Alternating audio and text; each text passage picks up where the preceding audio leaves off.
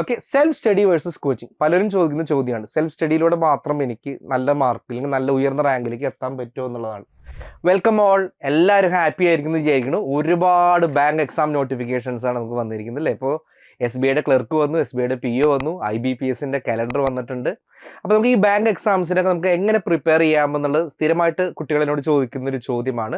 അപ്പോൾ ഞാൻ അതിൻ്റേതായിട്ടുള്ള കുറച്ച് സ്ട്രാറ്റജീസ് ഇന്ന് ഞാൻ ഷെയർ ചെയ്യാം. നമുക്ക് ഇമീഡിയറ്റ് ആയിട്ടുള്ള എക്സാമിന് അല്ലെങ്കിൽ പോലും ഇനി വരുന്ന എല്ലാ എക്സാംസിനും യൂസ്ഫുൾ ആവുന്ന കുറച്ച് സ്ട്രാറ്റജീസ് ആണ്.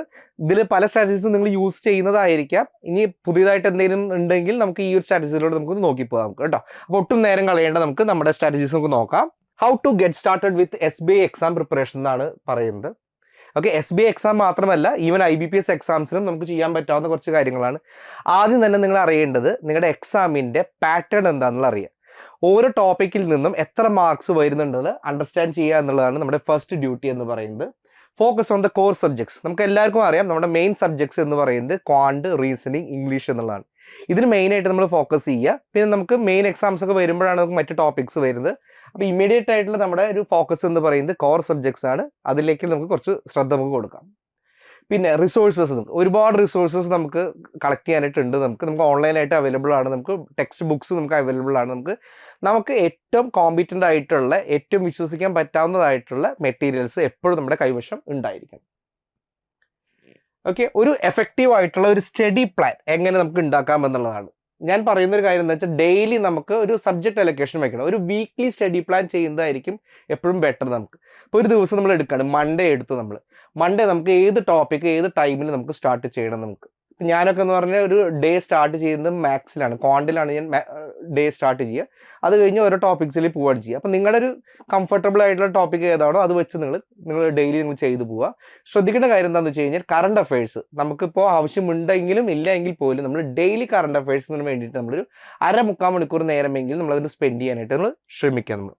ഓക്കെ, പ്രാക്ടീസ് സെഷൻസും ഒരുപാട് ചെയ്തു പോവുക. നിങ്ങളൊരു ബിഗിനർ ആണെന്ന് വിചാരിക്കുക. നിങ്ങളിപ്പോൾ ഒരു ടോപ്പിക് നിങ്ങൾ പഠിച്ചു കഴിഞ്ഞാൽ നിങ്ങൾ ആ ടോപ്പിക്കിനെ ബേസ് ചെയ്തിട്ടുള്ള ഒരുപാട് ക്വസ്റ്റ്യൻസ് നിങ്ങൾ പ്രാക്ടീസ് ചെയ്ത് പോകാം. ഓക്കെ, ഒരിക്കലും നിങ്ങൾ ആദ്യം നിങ്ങളുടെ ടൈം എന്താണെന്നുള്ളത് നമ്മൾ നോക്കരുത്. നിങ്ങളുടെ അക്യൂറസിക്ക് ആയിരിക്കണം നിങ്ങൾ എപ്പോഴും നിങ്ങളുടെ ഫോക്കസ് നിങ്ങൾ കൊടുക്കേണ്ടത്. മാക്സിമം ക്വസ്റ്റ്യൻസ്, മാക്സിമം ടൈപ്പുകൾ പ്രാക്ടീസ് ചെയ്യുക. ടൈം എന്ന് പറയുന്നത് ഒരു കാരണവശാലും നിങ്ങളുടെ ഇമീഡിയറ്റ് ആയിട്ടുള്ള അല്ലെങ്കിൽ തുടക്കത്തിലുള്ള നിങ്ങളുടെ സ്റ്റഡി പ്ലാനിലേക്ക് നിങ്ങൾ കൊണ്ടുവരേണ്ട ആവശ്യമേ ഇല്ല എന്നും കൂടെ മനസ്സിലാക്കി വയ്ക്കുക. റിവിഷൻ ആൻഡ് വീക്ക് ഏരിയാസ് ആണ്. റിവിഷൻ എപ്പോഴും ഇമ്പോർട്ടൻ്റ് ആണ്. നിങ്ങൾ വീക്ക്ലി റിവിഷൻ നടത്താം, നിങ്ങൾക്ക് മന്ത്ലി റിവിഷൻ നടത്താം. പിന്നെ ഒരു 2-3 മാസം കഴിയുമ്പോൾ റിവിഷൻ നിങ്ങൾക്ക് ചെയ്തു പോകാം. പ്രത്യേകിച്ച് നിങ്ങൾ അറിയേണ്ട കാര്യം നിങ്ങളുടെ വീക്ക് ഏരിയാസ് എന്താണെന്നുള്ളതാണ്. പലപ്പോഴും നമുക്ക് പറ്റുന്ന ഒരു തെറ്റെന്താണെന്ന് വെച്ച് കഴിഞ്ഞാൽ ഈ വീക്ക് ഏരിയാസ് നമ്മൾ അവസാനം പഠിക്കാൻ വേണ്ടി മാറ്റി വയ്ക്കും. അത് ഒരിക്കലും ചെയ്യരുത്. ആദ്യമേ തന്നെ നമ്മുടെ വീക്ക് ഏരിയ നമ്മൾ മനസ്സിലാക്കി ആ ടോപ്പിക്ക് നമ്മൾ പഠിച്ചു പോകാം. അതിന് ഏത് സ്ട്രാറ്റജിയാണ് നമുക്ക് യൂസ് ചെയ്യാൻ പറ്റുന്നത് അത് നമുക്ക് യൂസ് ചെയ്യാം. അപ്പോൾ എന്നെ സംബന്ധിച്ച് എനിക്ക് GK കുറച്ച് വീക്കായിട്ടുള്ള ടോപ്പിക്കാണ്. ഞാനത് എഴുതി പഠിക്കുകയാണ് ചെയ്യാറ്. ഡെയിലി ഞാൻ അതിന് വേണ്ടിയിട്ട് നോട്ട്സ് ഉണ്ടാക്കും. പിറ്റേ ദിവസം ഞാൻ ആ നോട്ട്സ് തലേ ദിവസത്തെ നോട്ട്സ് ഒന്നും കൂടെ ഞാൻ വായിച്ച് ഞാൻ റിവൈസ് ചെയ്ത് പോയി. അങ്ങനെയാണ് GK എന്നുള്ള ടോപ്പിക്ക് ഞാൻ കവർ ചെയ്തത്. അപ്പോൾ നിങ്ങളുടെ സ്ട്രാറ്റജി എന്താണോ അത് നിങ്ങൾക്ക് തീർച്ചയായിട്ടും നമുക്ക് യൂസ് ചെയ്യാം. ഡെയിലി സ്റ്റഡി അലൊക്കേഷൻ, ഇപ്പോൾ നമ്മൾ പറഞ്ഞ പോലെ തന്നെ എത്ര മണിക്കൂർ പഠിക്കാം എന്നുള്ളൊരു ചോദ്യമാണ് പല കുട്ടികളും ചോദിക്കുന്നത്. നിങ്ങളിപ്പോൾ ഒരു വീട്ടമ്മയാണ്, അല്ല എങ്കിൽ നിങ്ങളൊരു വർക്കിംഗ് പ്രൊഫഷണൽ ആണെങ്കിൽ നിങ്ങൾക്കൊരു ഡെയിലി ഏറ്റവും കുറഞ്ഞതാണ് ഞാൻ പറയുന്നത് ഒരു 3-4 മണിക്കൂറെങ്കിലും നിങ്ങൾ തീർച്ചയായിട്ടും നിങ്ങൾ ഇതിന് വേണ്ടിയിട്ട് നിങ്ങൾക്ക് പ്രിപ്പയർ ചെയ്യാൻ വേണ്ടി മാറ്റി വെക്കേണ്ടതായിട്ട് വരും. ഇനി അതല്ല, നിങ്ങൾ ഫുൾ ടൈം ആയിട്ട് ഇരിക്കുന്ന ഒരാളാണ്, ഇപ്പോൾ നിങ്ങളുടെ കോളേജ് ഡിഗ്രി കഴിഞ്ഞു, നിങ്ങൾ ഫുൾ ടൈം ഇതിന് വേണ്ടി പഠിക്കാനായിട്ട് ഇരിക്കുകയാണ് എങ്കിൽ തീർച്ചയായിട്ടും ഒരു 8 മണിക്കൂറൊക്കെ നിങ്ങൾക്ക് പഠിക്കാൻ വേണ്ടി മാറ്റി വെക്കുന്നതാണ്. ഞാൻ 8 മണിക്കൂർ പറഞ്ഞു എന്ന് വെച്ചിട്ട് 8 മണിക്കൂറേ പഠിക്കാവൂ എന്ന് അർത്ഥം വരുന്നില്ല. നിങ്ങൾക്കൊരു ദിവസത്തിൽ നിങ്ങളുടെ ദൈനംദിന കർമ്മങ്ങൾ ചെയ്തുകൊണ്ട് ബാക്കി എത്ര സമയം ഇതിനു വേണ്ടി മാറ്റി വയ്ക്കാൻ പറ്റുമോ അത്രയും ടൈം നിങ്ങൾ ഇതിനു വേണ്ടിയിട്ട് നിങ്ങൾ സ്പെൻഡ് ചെയ്യണം. Okay, self study versus coaching പലരും ചോദിക്കുന്ന ചോദ്യമാണ്. സെൽഫ് സ്റ്റഡിയിലൂടെ മാത്രം എനിക്ക് നല്ല മാർക്ക് അല്ലെങ്കിൽ നല്ല ഉയർന്ന റാങ്കിലേക്ക് എത്താൻ പറ്റുമോ എന്നുള്ളതാണ്. സെൽഫ് സ്റ്റഡി എപ്പോഴും നമുക്ക് തുടക്ക സമയത്ത് നമുക്ക് സെൽഫ് സ്റ്റഡി നല്ലത് തന്നെയാണ്. പക്ഷെ അതിനൊരു പ്രോപ്പറായിട്ടുള്ള ഷെഡ്യൂളിങ്ങും കാര്യങ്ങളൊക്കെ ഉണ്ടാവണം. നമുക്ക് പറ്റുന്ന ഒരു കാര്യം എന്താണെന്ന് വെച്ച് കഴിഞ്ഞാൽ നമുക്ക് ഭയങ്കര മടി കൂടുതലായിരിക്കും. നമ്മൾ ഡെയിലി ചെയ്യുന്ന കാര്യങ്ങൾ തന്നെ പിറ്റേ ദിവസം ചെയ്യണമെന്ന് നിർബന്ധമില്ല. കൺസിസ്റ്റൻസി എന്ന് പറയുന്നത് വളരെ ഇമ്പോർട്ടൻ്റ് ആണ്. അപ്പോൾ ഒരു കൺസിസ്റ്റൻസി ഇല്ലാതെ നമുക്ക് ഒരിക്കലും നമ്മുടെ ലക്ഷ്യത്തിലേക്ക് എത്താനായിട്ട് പറ്റില്ല. അവിടെയാണ് നമുക്കൊരു കോച്ചിങ് ഇൻസ്റ്റിറ്റ്യൂട്ടിൻ്റെ നമുക്കൊരു യൂസ് അവിടെ വരുന്നത്. ഓക്കെ, നമുക്കൊരു പ്രോപ്പറായിട്ട് നമുക്കൊരു സ്ട്രക്ചർ നമുക്ക് ഉണ്ടായിരിക്കും. പിന്നെ അത് മാത്രമല്ല, നമുക്ക് അവിടെ ഇൻസൈറ്റ്സ് തരുന്നത് അവിടുത്തെ എക്സ്പേർട്ട് ഫാക്കൽറ്റീസാണ്.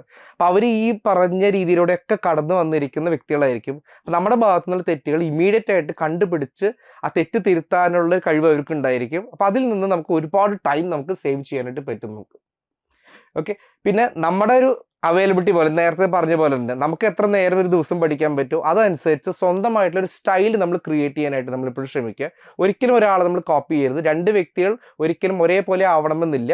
നമ്മുടെ സ്റ്റൈൽ എന്താണോ ഐഡന്റിഫൈ ചെയ്യുക, അത് സ്റ്റിക്ക് ഓൺ ചെയ്യുക, അത് കൺസിസ്റ്റന്റ് ആയിട്ട് ചെയ്ത് കഴിഞ്ഞാൽ നമുക്ക് റിസൾട്ട് നമുക്ക് ഉണ്ടാക്കാനായിട്ട് പറ്റും. ഈ പറഞ്ഞ പോലെ തന്നെ ഐഡിയൽ പ്രിപ്പറേഷൻ്റെ ഡ്യൂറേഷൻ എത്ര ഞാൻ നേരത്തെ പറഞ്ഞിരുന്നു. ഞാൻ നമുക്ക് എത്ര നാൾ നമ്മൾ ഇതിനു വേണ്ടി പഠിക്കണം എന്നുള്ളതാണ്. നിങ്ങളിപ്പോൾ ഒരു ബിഗിനർ ആണെന്ന് വിചാരിക്കുക, ഒരു SSC എക്സാമോ അല്ലെങ്കിൽ ഒരു ബാങ്ക് എക്സാമോ ഒക്കെ ക്രാക്ക് ചെയ്യാനായിട്ട്, ഇൻഫാക്ട് ഒരു ബാങ്ക് എക്സാം ക്രാക്ക് ചെയ്യാനായിട്ട് നിങ്ങൾക്ക് വേണ്ട മാക്സിമം ടൈം എന്ന് പറയുന്നത് 6 to 8 months ആണ്. അതിനുള്ള കണ്ടന്റേ നമുക്ക് പഠിക്കാൻ വരുന്നുള്ളൂ. ഇപ്പോൾ ഒരു PSC എക്സാം ഒക്കെ നോക്കുകയാണെങ്കിൽ ഒരുപാട് കണ്ടന്റ് ഒക്കെ പഠിക്കാനായിട്ടുണ്ട്. ഇതൊരു 6-8 മാസം കൊണ്ട് പഠിക്കാൻ പറ്റാവുന്ന കണ്ടന്റ്. അത് കഴിഞ്ഞ് കഴിഞ്ഞാൽ അത് മാക്സിമം നമ്മൾ റിവൈസ് ചെയ്ത് പോകുക എന്നുള്ളതാണ്. അപ്പോൾ ഒരു ബിഗിനറെ സംബന്ധിച്ച് ഒരു 6-8 മാസം വരെയും, ഇനി നിങ്ങൾ ഓൾറെഡി നിങ്ങൾ പ്രിപ്പറേഷൻ സ്റ്റാർട്ട് ചെയ്ത ഒരാളാണെങ്കിൽ നിങ്ങൾക്ക് ഒരു 3-4 മാസം കൊണ്ട് തന്നെ നിങ്ങൾക്ക് റിവിഷനിലൂടെ നിങ്ങൾക്ക് നിങ്ങളുടെ ടോപ്പിക് നിങ്ങൾക്ക് നല്ല രീതിയിൽ നിങ്ങൾക്ക് കവർ ചെയ്ത് പോകാനായിട്ട് പറ്റുന്നു. ഓക്കെ, എപ്പോഴും പറഞ്ഞ പോലെ തന്നെ ഒരു ഹാബിറ്റ് നമ്മൾ ഉണ്ടാക്കിയെടുക്കുക എന്നുള്ളതാണ്. പിന്നെ ഓരോന്നിനും വരുന്ന ടോപ്പിക്സ് എന്താണെന്ന് എപ്പോഴും 30% ഫോക്കസ് നമ്മുടെ general awareness and data analysis നമ്മൾ കൊടുക്കുക എന്നുള്ളത്. ഇതിപ്പോൾ മെയിൻസിന് സ്പെസിഫിക് ആയിട്ട് വരുന്ന ടോപ്പിക്സ് ആണ്. മെയിൻ എക്സാം നിങ്ങൾ പ്രിലിംസ് നിങ്ങൾ കവർ ചെയ്ത് നിങ്ങൾ മെയിൻ എക്സാമിൽ വരികയാണെങ്കിൽ നിങ്ങൾക്ക് നിങ്ങളുടെ ഒരു 30% ഫോക്കസ് എന്ന് പറയുന്നത് GK ആൻഡ് ഡാറ്റ അനാലിസിസിന് വരണം. പിന്നെ 70% കോൺസെൻട്രേഷൻ എന്ന് പറയുന്നത് പ്രിലിംസ് സബ്ജക്റ്റിന് കൊടുക്കുക എന്നുള്ളതാണ്. അപ്പോൾ പലരും ചോദിക്കുന്ന ഒരു ചോദ്യമാണ്, പ്രിലിംസ് പാസ്സായതിനു ശേഷം മെയിൻസിൻ്റെ കാര്യം നോക്കിയാൽ പോരെ, എക്സ്ട്രാ വരുന്ന ടോപ്പിക്സ് ഇപ്പോൾ GK ടോപ്പിക്സ് ഒക്കെ നമുക്ക് പിന്നെ മെയിൻസിലല്ലേ വരുന്നുള്ളൂ, അപ്പോൾ പഠിച്ചാൽ പോരെയും ചോദിക്കും. പക്ഷെ അതൊരു തെറ്റായിട്ടുള്ള സ്ട്രാറ്റജിയാണ്. കാരണം പ്രിലിംസിൽ നിന്നൊക്കെ മെയിൻസിലേക്ക് അധികം സമയം നമുക്ക് കിട്ടണമെന്നില്ല. അപ്പോൾ അതുകൊണ്ട് നിങ്ങൾ പ്രിലിംസിന് പ്രിപ്പയർ ചെയ്യുന്ന സമയത്ത് തന്നെ നിങ്ങൾ കുറച്ച് നേരം നിങ്ങൾ മെയിൻസിൻ്റെ നിങ്ങൾ സബ്ജക്ട്സും കൂടെ നിങ്ങൾ എക്സ്ട്രാ സബ്ജക്ട്സും കൂടെ നോക്കി പോവുകയാണെങ്കിൽ നിങ്ങൾക്ക് തീർച്ചയായിട്ടും അത് ബെനിഫിഷ്യൽ ആയിരിക്കും നിങ്ങൾക്ക്. ഓക്കെ, പിന്നെ നമുക്ക് മെയിനായിട്ട് SBI എക്സാംസിൽ വരുന്ന കുറച്ച് കീ ടോപ്പിക്സ് ഏതാണ്? ഈ പറഞ്ഞ ടോപ്പിക്കിൽ നിന്ന് തീർച്ചയായിട്ടും നിങ്ങളുടെ ഏറ്റവും ഒരു എക്സ്പേർട്ട് ലെവലുള്ളൊരു പഠനം നടത്തിയാൽ മാത്രമേ നിങ്ങൾക്ക് പരീക്ഷയിൽ നിങ്ങൾക്ക് മുന്നേറാൻ പറ്റുള്ളൂ. നിങ്ങൾക്ക് എല്ലാവർക്കും അറിയാവുന്ന കാര്യമാണ്, ക്വാണ്ടിറ്റേറ്റീവ് ആപ്റ്റിറ്റ്യൂഡ് എന്ന് പറയുമ്പോൾ DI വരുന്നുണ്ട്, സിംപ്ലിഫിക്കേഷൻ വരുന്നുണ്ട്, അരിത്തമാറ്റിക് വരുന്നുണ്ട്. SSC എക്സാംസ് കമ്പയർ ചെയ്ത് നോക്കുമ്പോൾ നമുക്ക് ബാങ്ക് എക്സാംസ് കുറച്ചും കൂടി ഈസിയാണ്. ഇൻഫാക്ട് QAൻ്റെ കാര്യത്തിൽ കാരണം നമുക്ക് അത്രയും ടോപ്പിക്സ് വരുന്നില്ല. നമുക്ക് DI എന്നൊക്കെ പറഞ്ഞു കഴിഞ്ഞാൽ ഒന്ന് നമ്മൾ മനസ്സിരുത്തി പഠിച്ചു കഴിഞ്ഞാൽ സിമ്പിളായിട്ട് ചെയ്യാൻ പറ്റാവുന്ന ടോപ്പിക്സ് ആണ്. പിന്നെ ഏറ്റവും ശ്രദ്ധിക്കേണ്ട കാര്യം, പലരും എന്നോട് ചോദിക്കാറുണ്ട്, അഡ്വാൻസ് ലെവൽ ടോപ്പിക്സ് എനിക്ക് അറിയില്ല, അതുകൊണ്ട് എനിക്ക് ബുദ്ധിമുട്ടുണ്ടോ, അതുകൊണ്ടാണോ ഞാൻ പിന്നിലോട്ട് വരണേന്നുള്ളത്. അല്ല, നിങ്ങൾ മെയിൻലി നിങ്ങൾ ഫോക്കസ് ചെയ്യുന്നത് നിങ്ങളുടെ അരിത്തമെറ്റിക്സും നിങ്ങളുടെ സിംപ്ലിഫിക്കേഷനും, ഈ 2 ഭാഗം നിങ്ങൾ നല്ല രീതിയിൽ ഫോക്കസ് ചെയ്താൽ തന്നെ അതിൽ നിങ്ങൾക്ക് മാർക്സ് സ്കോർ ചെയ്താൽ തന്നെ നിങ്ങൾക്ക് അത്യാവശ്യം നല്ലൊരു റാങ്കിലേക്ക് നിങ്ങൾക്ക് എത്താനായിട്ട് പറ്റും. അപ്പോൾ ക്വാണ്ടിൽ ശ്രദ്ധിക്കേണ്ടതായിട്ടുള്ള ടോപ്പിക്സ് ഇതാണ്. റീസണിങ് നിങ്ങൾക്ക് എല്ലാവർക്കും അറിയാൻ പറ്റും. പസിൽ ക്വസ്റ്റ്യൻസ് ഒരുപാട് ആൾക്കാർ ബുദ്ധിമുട്ടിക്കുന്ന ക്വസ്റ്റ്യൻസ് ആണ് ഈ പസിൽ ക്വസ്റ്റ്യൻസ് എന്ന് പറയുന്നത്. പിന്നെ സീറ്റിംഗ് അറേഞ്ച്മെന്റ്സ്, അതേപോലെ സിലോജിസം, നമുക്കറിയാം വെൻ ഡയഗ്രാം ഒക്കെ യൂസ് ചെയ്ത് നമ്മൾ ചെയ്യുന്ന പ്രോബ്ലംസ് ആണ്. അതും നല്ല രീതിയിൽ നമ്മൾ പഠിച്ചു കഴിഞ്ഞാൽ തന്നെ നമുക്ക് ഒരുപാട് മാർക്ക് ഈ ഭാഗത്ത് നമുക്ക് സ്കോർ ചെയ്യാനായിട്ട് പറ്റും. ഇംഗ്ലീഷിൽ നിന്ന് വരുന്ന ഭാഗങ്ങൾ എന്തൊക്കെയാണ്? റീഡിംഗ് കോംപ്രഹെൻഷൻ, അതേപോലെ ക്ലോസ് ടെസ്റ്റ്, ഗ്രാമർ, ഇതൊക്കെ ഒരുപാട് ഇമ്പോർട്ടൻ്റ് ആയിട്ടുള്ള കാര്യങ്ങൾ തന്നെയാണ്. ക്ലോസ് ടെസ്റ്റ് നമുക്ക് അറിയാൻ പറ്റും, നമുക്ക് സെൻറ്റൻസുകൾ തരും, സെൻറ്റൻസിൽ നമുക്ക് ഇടയിൽ ഒരു വേർഡ്സ് അവർ ഫില്ല് ചെയ്യാനായിട്ട് പറയും, സൂട്ടബിൾ ആയിട്ടുള്ള വേർഡ്സ് നമ്മൾ ഫില്ല് ചെയ്യുക. പിന്നെ അതേപോലെ തന്നെ സെൻറ്റൻസ് അറേഞ്ച്മെൻറ്റ്സ് വരുന്നുണ്ട്, 4-5 സെൻറ്റൻസുകൾ നമുക്ക് തന്നിട്ട് അതിൽ നിന്ന് ഓർഡർ പിക്ക് ചെയ്യുക. നമ്മൾ ഫസ്റ്റ് വരേണ്ട സെൻറ്റൻസ് ഏതാ, സെക്കൻഡ് വരേണ്ട ഏതാണെന്നൊക്കെ പിക്ക് ചെയ്യുക. ഇതൊക്കെ വളരെ ഇമ്പോർട്ടൻ്റ് ആയിട്ടുള്ളൊരു ടോപ്പിക്കാണ്. ഇതൊക്കെ നമ്മൾ നന്നായിട്ട് നമ്മൾ വായിച്ചാൽ തന്നെ നമുക്ക് ഇംഗ്ലീഷിൽ നല്ല മാർക്ക് നമുക്ക് സ്കോർ ചെയ്യാൻ പറ്റും. പിന്നെ preparation tips four working professionals. ഞാൻ ജോലി ചെയ്യുന്ന ഒരാളാണ്, എനിക്ക് എന്താണ് എനിക്ക് പ്രത്യേകമായിട്ട് ചെയ്യാനായിട്ട് പറ്റുക, എന്ത് ടിപ്പാണ് സാറിന് തരാനുള്ളതെന്ന് ചോദിച്ചു കഴിഞ്ഞാൽ എനിക്ക് പറയുന്നൊരു കാര്യമാണ് ഏർലി മോർണിംഗ് സ്റ്റഡി.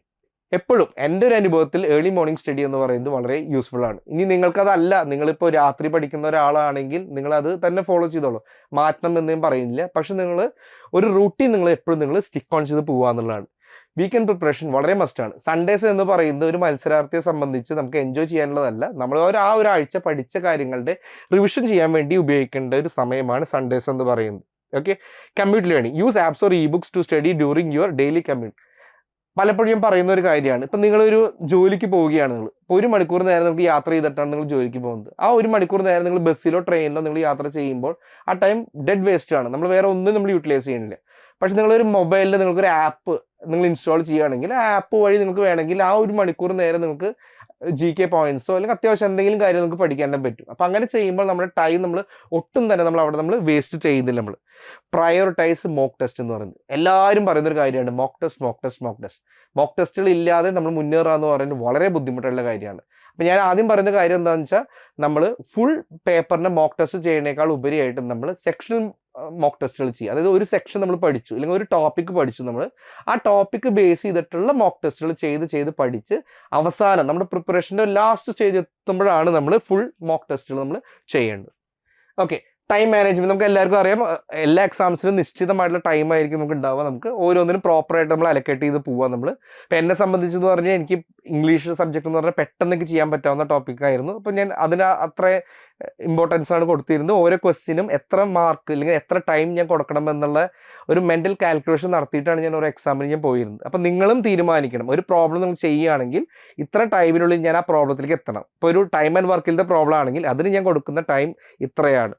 അല്ല എങ്കിൽ ഞാനിപ്പോൾ പ്രോഫിറ്റ് ആൻഡ് ലോസിലെ പ്രോബ്ലം ആണെങ്കിൽ അതിന് ഞാൻ കൊടുക്കേണ്ട ടൈം ഇതാണ്. അതിനപ്പുറത്തേക്ക് കടന്നു പോകുന്നു എന്ന് കണ്ടു കഴിഞ്ഞാൽ ആ പ്രോബ്ലം നിങ്ങൾ സ്കിപ്പ് ചെയ്ത് പോകാനുള്ള ഒരു മനസ്സും കൂടെ നിങ്ങളുടെ ഭാഗത്തു നിന്ന് ഉണ്ടാവണം. Focus on weak areas. അവസാനം പഠിക്കുക എന്ന് വിചാരിക്കാതെ വീക്ക് സബ്ജക്ട്സ് എന്താണോ അത് ആദ്യമേ നമ്മൾ ചെയ്യുക.